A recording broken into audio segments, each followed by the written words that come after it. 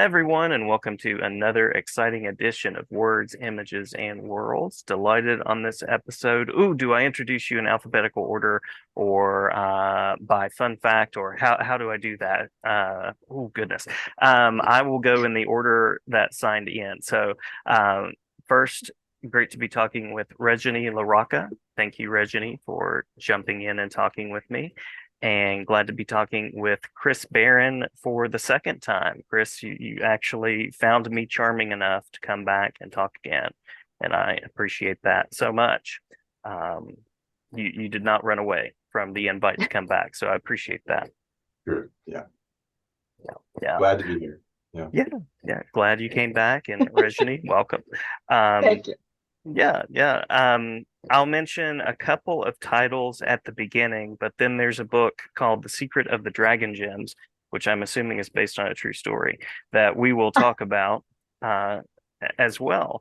And so, Reggie, I know you pretty prolifically through picture books, I believe, Hmm. as well as Red, White, and Whole and Mirror to Mirror, because I look a lot at like the middle grades and young adult space of books. And in fact, when Chris was talking about this book, The Secret of the Dragon Gems, there it is again. We'll make it appear on the screen every time I mention it. I said, picture books, right? And he said, well, actually, remember that there's verse novel, there are these other things too. So nice wide range of creating. And then Chris, you and I just talked not too long ago about the gray as well. Yeah. Yeah. Yep. So how did you two meet? How did you find each other for this collaboration? So we were in the same book promotion group, debut novel book promotion group starting in 2018 because our debut novels actually came out on the same day. They both came out on June 11th, 2019. There's all of me. Hold on, let's see if I can find. Wow.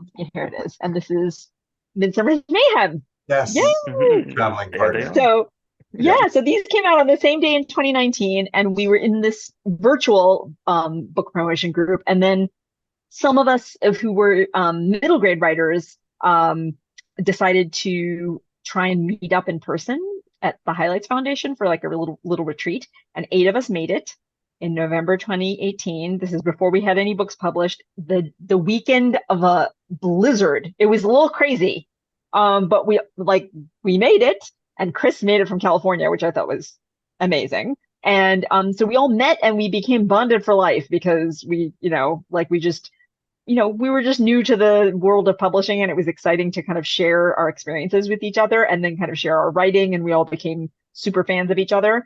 And then we tried to do that every year. But I will also say that in the summer of 2019, Yeah. after our books came out, um, we both talked to our publishers, and Chris lives in San Diego and I live in the Boston area. And I said to him, I would like to go out west. You want to like come with me and we can bring our families with us and we could just go like do like a West Coast tour thing. So, we like paid our own way, but our publishers set up like bookstore events for us. So we were in Seattle and then we came down. I did a thing in uh San Francisco, and then we went to San Diego and did a huge blowout with like all of Chris's friends. It was amazing. And then we went to LA and did a bookstore event there, and then we did a nerd camp, a nerd camp SoCal, and it was so much fun. It So was we so really fun with bonded, our and families. Yeah. With yeah, all our our families got to meet each other. It was so great. It was really lovely. So then we met every year at Highlights for these retreats, and at one point Chris and I like realized that we are like in the same nerddoms. Like we like sci-fi and fantasy. Like we like the same sci-fi. I mean, Chris knows, I think probably likes more different things than I do, but there was huge overlap in the stuff that we enjoy. And so Nice. Nice. we joked around and said, what if we had this, like, what if we wrote this novel about kids who meet at summer camp and discover something interesting that like these rocks and maybe they're not really rocks. And then I will let Chris go on with the rest of the story. Yeah, I mean no, I love the way you tell the story. And I think, we wanted to do it, and then the COVID happened, and we were already, it was such a time, so many things to say, but I was like, this might be a good time to work on this. Trying to find the positive. After we realized we can go forward with life, I thought, okay, let's write. And I just made a document, said Chris and Rajani Project of the Century, and shared the document.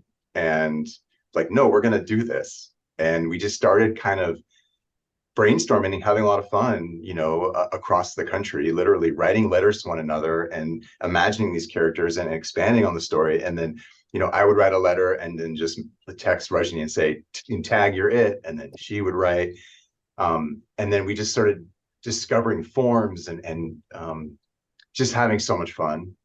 And then also, like, it got very real at times in the collaboration, like we just really got into it. So that was kind of how the process went.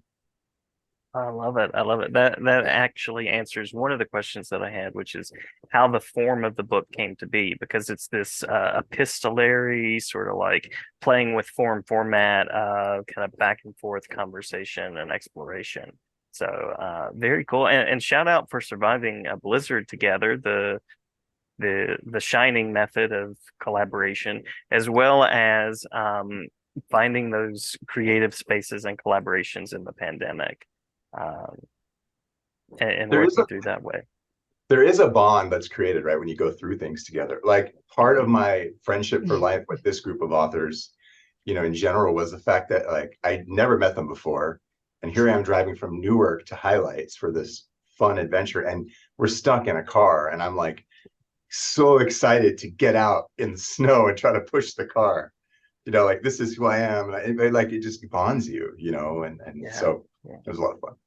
Yeah, I had made the drive down myself the night before, and it was crazy. Like, there's a point where the GPS just like stopped populating with roads, and it was just like that grid, the blank grid, and there was just this blue line that went through the grid. And I was like, I'm staying on the blue line. That's it. So I mean, I got there and it was okay, but then the next day was when Chris and three other people arrived, and they everything was like covered in snow. It was like backwoods. It was crazy. And you literally had to push the car up hills, right? It was funny. There's no road. Kind of, haha. It worked out. Yes. Yeah. But I think it was I was so grateful to have good friends through that debut year and beyond, because there's just so much that you don't know and lots of emotion. Like, in a way, like having your first book published is a lot like having a child, where you're just kind of like, I don't know what to expect, but I'm so excited, but also I'm really sad, and also I don't sleep enough, and there's all this stuff that happens, and it was just great having friends to be with us along the way. And then in terms of the format of the book, I think we always thought of thought that it would be epistolary, because we loved the idea of letters and notes between friends across long distances, and that became actually a metaphor in the book, and the distances may be larger than you think. And so that was really fun, and it's also reflective of our own relationship, because Chris is in San Diego and I'm in the Boston area, so like whenever we're interacting, it's across a huge distance, and it's always a different time for us. So it's just a very funny situation, yet we're really good friends. We managed to connect. Yeah. Love it. Were there moments in the collaborative process that surprised you as you were working through? Yeah, I think I was surprised because this book is fun, right? There's a lot of kind of zany things that happen, but I guess I was surprised by the amount of emotion that I felt sometimes, because the kid characters are so sweet, and actually a bunch of the other characters are really fun and sweet too. And I think that instead of like it is still an adventure. There are still zany madcap things that happen, but underneath it all is a really lovely friendship story, and that that sometimes made me more emotional than I thought it would. Yeah, and I think it surprised us because of how we felt it. Like I think we get into our visions and the way we're in our writing cave, so to speak, and we're into it. We're feeling it. We share with our families, or we'll write messages like, "Oh, I wrote something today. It was really hard, but in this, because we were together, we had, we experienced things together, and Mhm. it was powerful. And I think the book is better for it. I think it really sharpened parts of the story and took it to places we didn't expect.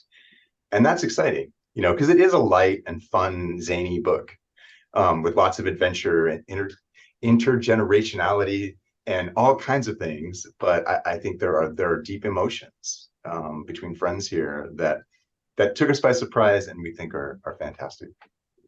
Lovely, lovely. Now, you both also share the verse novel connection. You're both creators of verse in novelized form. So any connection points that you found there as you were working through this project, or just in general in your approach? Hmm. Um, okay, so this book is epistolary, right? So it's written Mhm, in mhm. letters, emails, text messages, video chats, journal entries, that type of thing.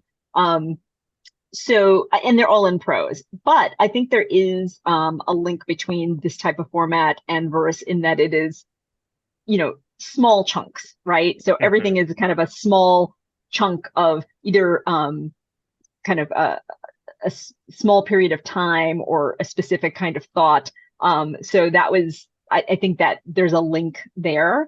And I also think that because we both write in verse, we tend to think a lot about um, sensory detail and using literary devices. And so I think that kind of comes naturally, it emerges in our writing. So I Mhm. think that's also fun. It's always a delight to read what Chris writes. So that was really fun.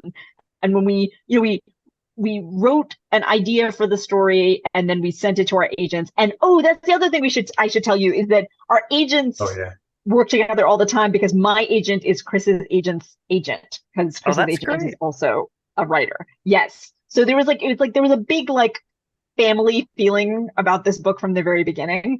And so we sent it to them and then we wrote the whole draft and we got feedback from them and then we revised it. And every time we revised an entire thing, we would take the Word document and stick it into Google Docs and then just like do things in real time. And Mhm. I don't know. I think it's just because of the generation that I'm in. Sometimes I feel like when you're looking at the same Google Doc as somebody else and they're typing and you see words appear, you're like, this is magic. This is like special internet magic. So I was just like, that's really cool how that happened. Yeah, but in general, like never never with this book did I have a feeling like I don't know what we're doing or why we're doing this and the story is lost and oh my goodness, which is very often a feeling that I have with every book that I write by myself. So it was a joy. Every step of the way was a joy. I agree. I feel like, and I would just say on the verse connection part of it is sort of like just in general a fan of Rajani's writing, and so watching, because I think there's a lyricism, right, that is in all good writing. Mhm. Mhm. So part of me thought there were going to be poems, although I'll always try to get poems into something, but like, is Sam a poet? No, no, he likes rocks, he's into geology, it's not going to work. um but I think I always appreciate the care, and I think Tripty's a word nerd in the right in the book, and so it's part of who we are. It's there in the process. Love it. Love it. It sounds like the universe just brought you two together and brought this project together and brought your agents together. It sounds like a wonderful Yeah, connection. Yeah. yeah. Yeah. The other commonality is that you both have had experiences with trying to release and share about books during a pandemic, a global pandemic.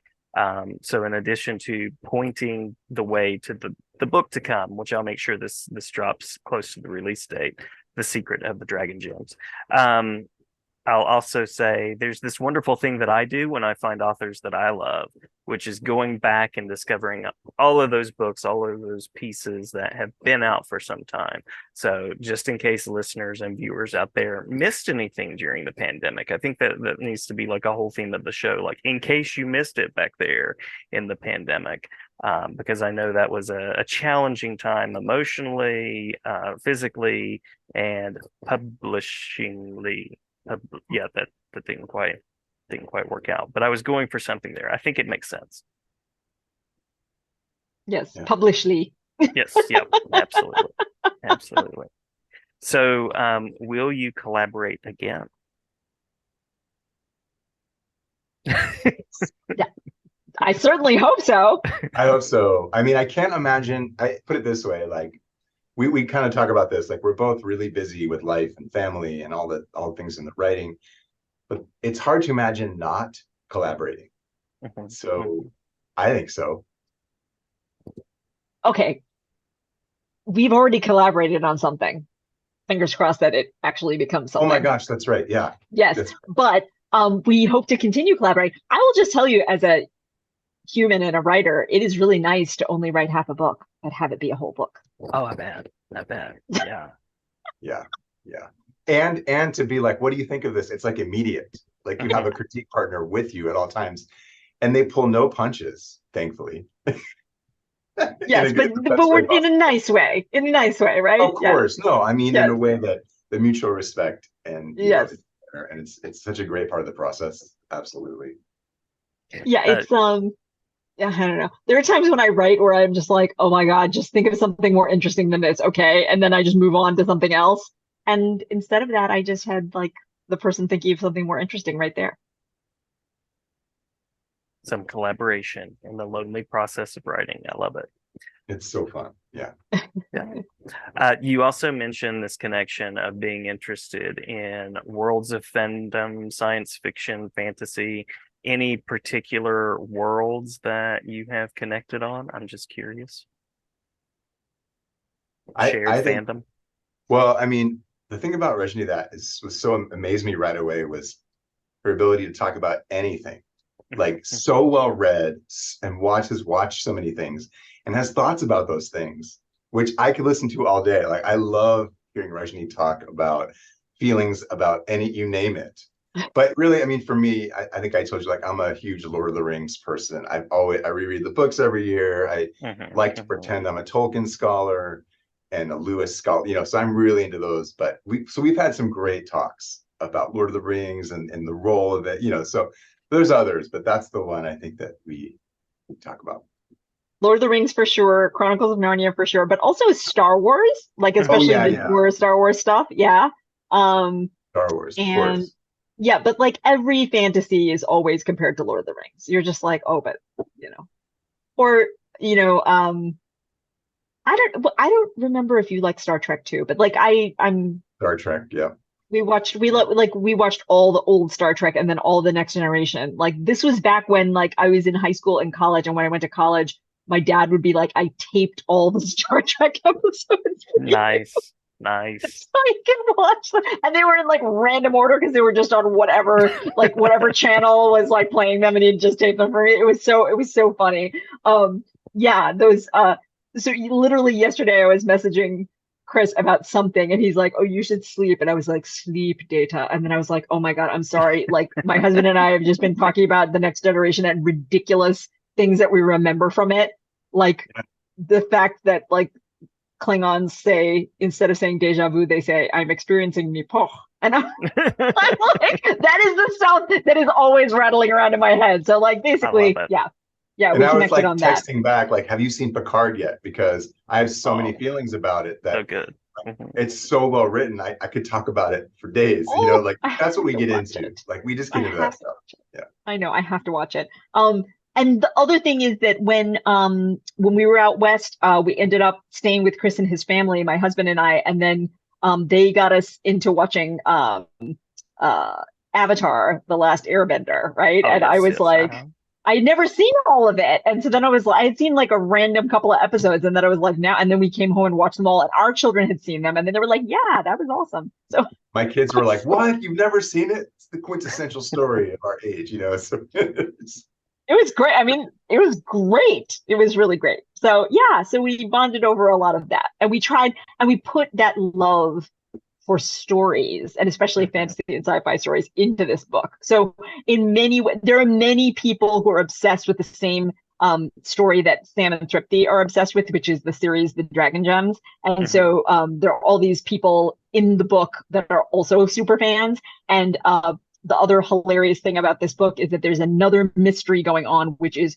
who is the author of the Dragon Gems because the person has never been seen. They clearly are writing under a pen name and don't give interviews, but the books are being made into movies. So there's all this conjecture, including like a YouTube channel where people are just constantly wondering about who this author is. It's really fun. So we put all that stuff about fandom in there as well. That was a really fun part of the book. Yeah, to writing all that twisty turny stuff and people's commentaries, and yeah, it's all in there. Rajani, you anticipated where I was going with that question, which is if you're going to read something that's science fiction fantasy, it should be written by people that are fans. And so I love that part of the book. I love the mystery. I'm always up for play in form, so love that aspect as well. And also, we should plan a Trekkie episode of the show where we just come together and talk about season 3 of Picard, and we can debate the merits of the musical episode of Strange New Worlds. So, oh my gosh, okay. Listen, I've not seen either of these things, and I must now. Because they both require subscriptions, right? So I'm kind of like, are we going to subscribe to another thing? But now I'm kind of like, we kind of have to, don't we? Like, we have to. We have to watch all these. Yeah, it's pretty good. It's pretty good. I saw excerpts of the musical episode of Strange New World, and I was like, wait, what? I was like, this is clearly where I belong. I need to watch this. And I'm sure there are critics, but I am pro musical episode and pro Strange New Worlds. So that's my position. It's controversial, Amazing. But there it is. No, I'm with you. I haven't even seen any of it except for that excerpt, and I'm with you. Awesome. Well, I promise you a brief talk, so I don't want to keep you, although this is a good fun conversation and I could definitely stay in it. I do want to give you the chance to talk about web spaces where people can connect. Seeing as how you both have a book together that's coming out, I imagine that there are events and things of that nature that you would also possibly want to mention. So anything like that to make sure that we get in. Yeah, I can start. I mean, I'm on all the regular web spaces, and then my website is probably the best place to find me. And then we do have some events. I'll say some, and the version you can fill in if there's any. But we're excited. We get to do some traveling, and hopefully eventually meet with teachers and kids and students and readers, and we're up for all of it. But we're going to be in San Diego. Can I mention the places? Is that okay? Like where we're going to be? Yeah, we'll be at Redford Library in San Diego with Warwick's books. That's on August 19th at 4 o'clock. That's going to be a really fun event with the San Diego Gem and Mineral Society is going to be there as well.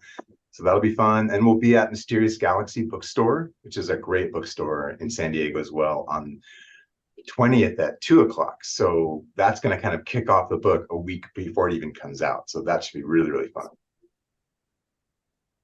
Yes, and then we're both going to some book festivals this fall, but I think we're going to be in Texas in the second week of September, going to San Antonio, Austin, and Houston, and doing some bookstore appearances there.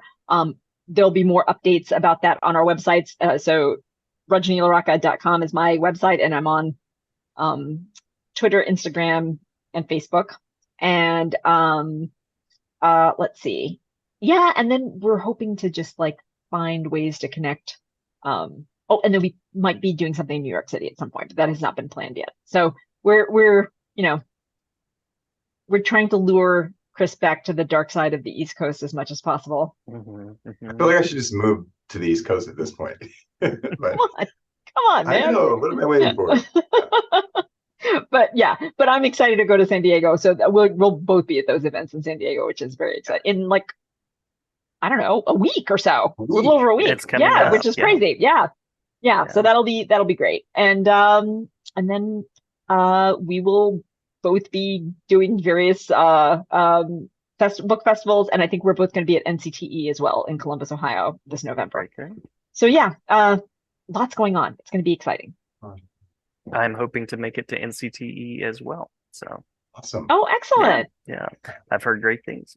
So I didn't mean to cut you off earlier when we were debating Trek, but anything else that we want to make sure to mention before we close out the episode? Anything at all? Did I rush anything? No, this was great. It was really great. Great. Well, great to talk with you both. And once more, thanks for coming on, and glad to share about your work independently, collaboratively. And if you ever invite a third person to collaborate, I'll be glad to have them on as well. Thank you so much. Thank Thanks. you. This is really fun.